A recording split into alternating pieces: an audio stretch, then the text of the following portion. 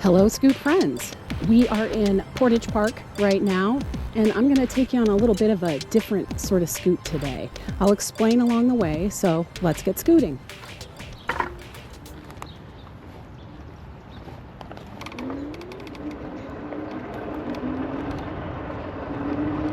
So a couple of months ago, I attended a community meeting about one of the streets in my neighborhood.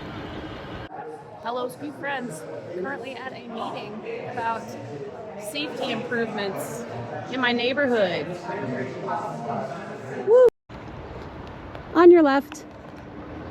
Hi, cutie pie. And this meeting was discussing proposed changes to one of the streets in the neighborhood, Long Avenue.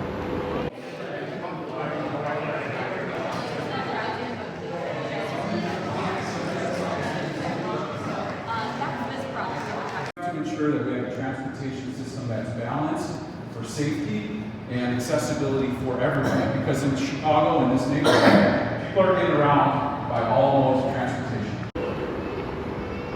On your right. And that is right here. Specifically, this stretch starting from Irving Park Road all the way down to Belmont. This is a 1 mile or 1.6 kilometer stretch of road. And it is one of the most problematic ones in the city of Chicago. And so they're trying to change it.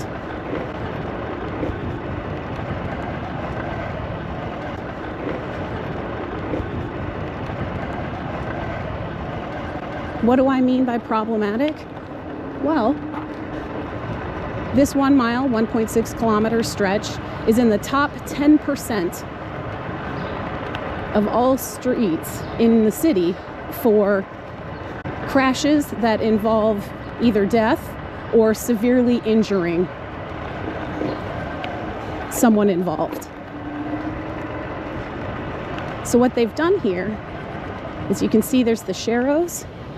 There were always stops, but everybody blows them. They put in yellow bollards to keep people from parking because they were parking and blocking all of the visibility for pedestrians.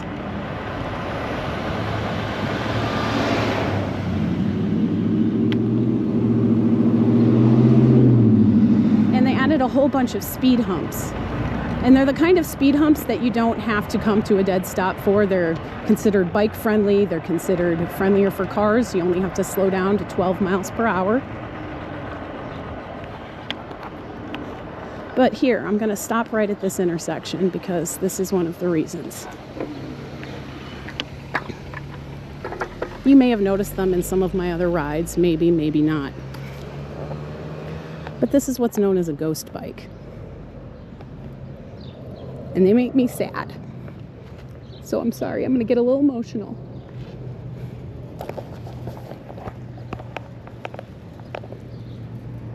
In loving memory, son, our hearts still ache with sadness and secret tears still flow.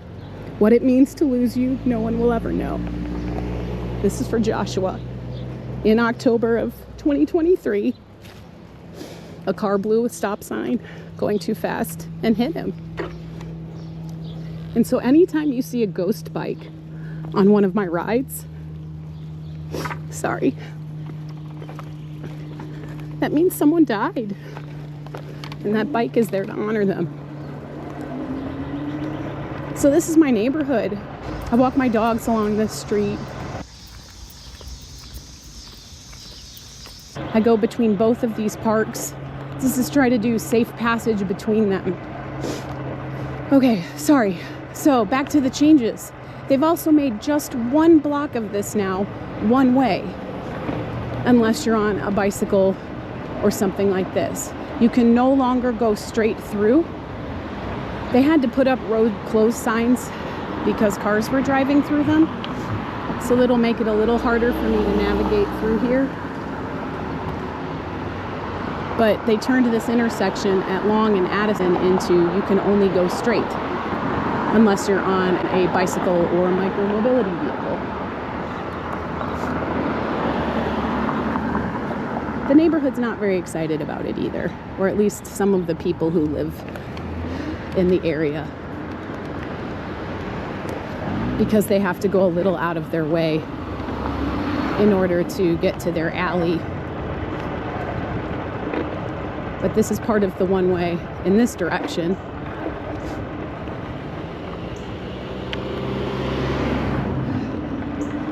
You might be like thinking this is really aggressive, but again, like I said, top 10%.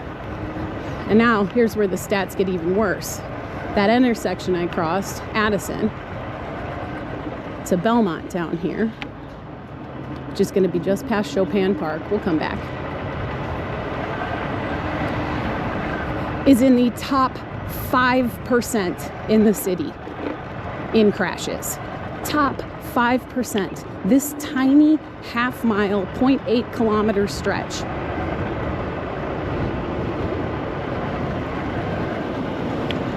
This road has been often used as a cut street. And in fact, people in the neighborhood are like, they're ruining my cut street. And people who don't live in the neighborhood, who it turns out are responsible for the vast majority of the crashes that have been recorded, are using it as a cut through to get from Lawrence a little further up north down further south of Belmont.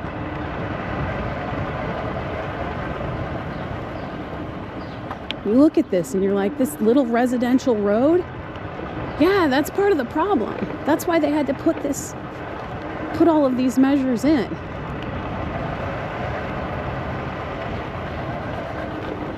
Has it stopped people from blowing stop signs? No. But at least they're doing it more slowly. And there's a lot of data on speeds where slower speeds mean less fatalities when there are accidents. All right, we could keep going on there, but we're not going to. We're gonna come back around, go back to the park, finish my chat here about the safety measures. A lot of people are huge fans. A lot of people aren't. In my neighborhood watch group, I made the argument of, you know, I've got some questions for you. Why are you against safety? Why would you complain about safety? That's the number one. All of these measures are here to keep people safer. Honestly, I'm really impressed at the way this truck is stopping at these stop signs. It's almost unexpected. But yeah, now there is a much more safer route because people drive slower. Even if they don't stop at the stop signs, the speed humps do force them to slow down. So we got a safer route now stretching between two parks, Chopin Park and Portage Park. There are also schools along these routes too.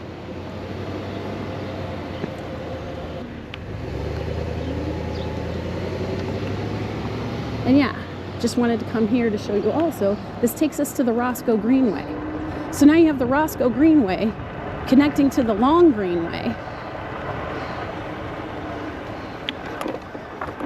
And by the way, they did slow the speed limit down on Long to 20 miles per hour.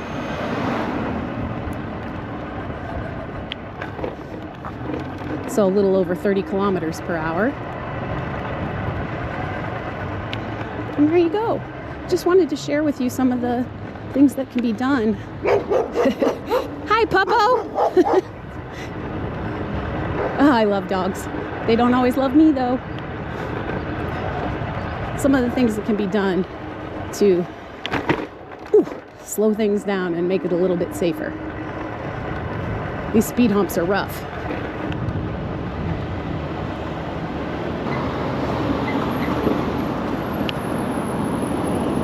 So thanks for scooting with me. I'll see you next Wednesday. Same scoot time, same scoot channel.